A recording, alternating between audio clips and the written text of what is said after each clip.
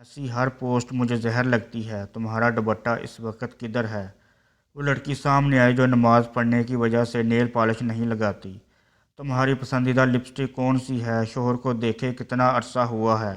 ہاں تو لڑکیوں، لو میرج ہوئی یا ارینج؟ جوائنٹ فیملی میں رہتی ہو یا الگ؟ بریانی کس کس کو بنانے آتی ہے؟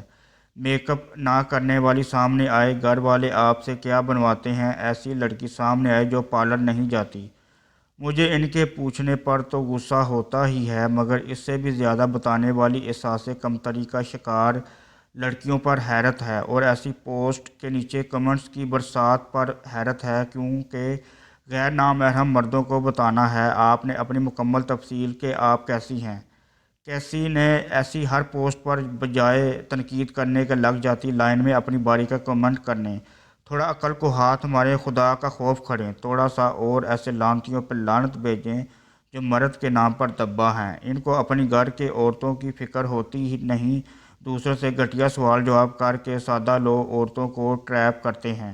خدا را میں ہزاروں دفعہ بتا چکا ہوش کے ناخن لیں، پھر آپ ہی لوگ کہتے ہیں کہ اسامہ بھائی آپ کے الفاظ سخت ہوتے ہیں۔ ویسے کسی نے ٹھیک ہی کہا تھا، عورت کا نرم لہجہ مردوں کے قدم بڑھانے کا سبب ہے۔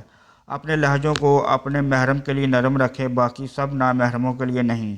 ایسی بکواسات سے گریز کیجیے، شکریہ، اور خود کو عورت ہونے میں ایک مقام لائیں، سستی نہ بنیں۔